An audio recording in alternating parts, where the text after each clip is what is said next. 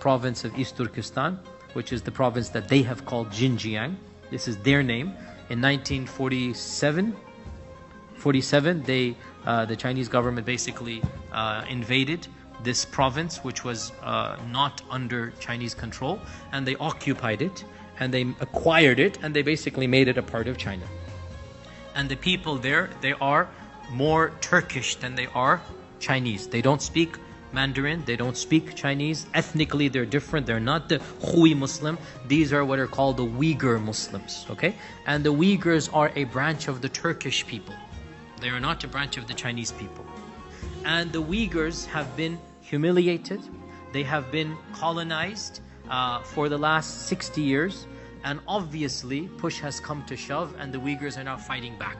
Of course, they have been fighting for the last 67 years, but especially in the last decade, it's just gone beyond that. Because what has happened is essentially the Han government has started sending in hundreds of thousands of Han Chinese to take over all the businesses, to control all the government, to rob the lands of the people. So what do you think the people are going to do? Their land, their livelihood, their education has been stripped away, just like, Israel and Palestine, what's happening there. So what are the Uyghurs going to do? They're doing what any people would do when they have been subdued and humiliated. So when they are now fighting back, the government is saying, oh, Al-Qaeda there, terrorism there, ISIS there, even though they have nothing to do with those movements, right? They have nothing to do. They're fighting for their independence, the Uyghur independence. The UN and Amnesty and others have said that this is one of the worst cases of human rights violations since World War II is taking place right now in that province of Xinjiang or East Turkestan, where essentially the government now has taken the Uyghur people as an enemy. And they are attempting to wipe out Uyghur civilization by force.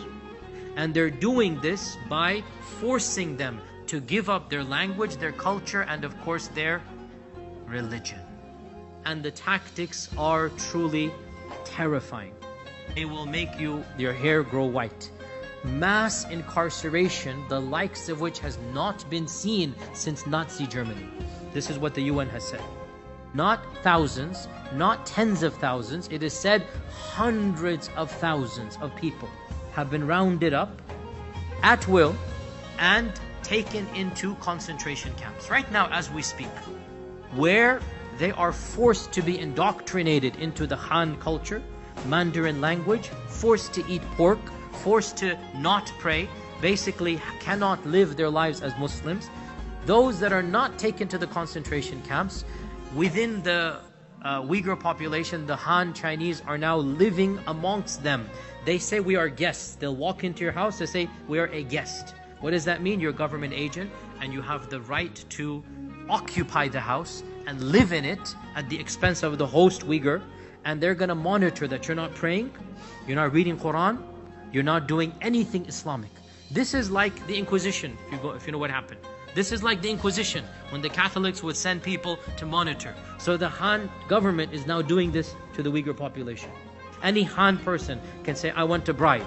And the local government there, the Uyghur government, which is Han government, will literally hand one of our sisters over and forcibly marry to this man. And nothing can be done. This is a forcible marriage where the goal being to eradicate her identity. Her children are going to be Han. She's no longer a Muslimah. Sisters who have long skirts, they're being stopped and their skirts are being cut in public so that they become mini skirts that you're not allowed to wear. Forget hijab, because hijab was banned last year.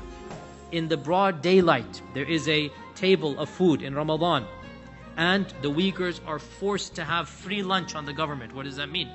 If you don't eat, you will be whipped, killed, tortured, taken away. Everybody is forced to eat. And one of the Uyghur brothers came to me and said his own brother had been arrested and he wants to know the fatwa, can he eat in the daylight of Ramadan to save his life? Because he is being forced as a teacher, school teacher. They took him in front of everybody and they basically gave him a plate of food in Ramadan. And the government is silent, as you know, and the local and the world is silent. This is the reality, unfortunately. So the least we can do is to thank Allah subhanahu wa ta'ala for our own blessings, and to make sure that we do whatever we can to help them out in our du'as, in our prayers, in our public awareness. I don't think we can even give money to them at this stage because the government has blocked off everything. So it's really that province where Islam is being clamped down upon. No Jumu'ah, no Ramadan, no hijab, no Quran. That province, the Xinjiang province.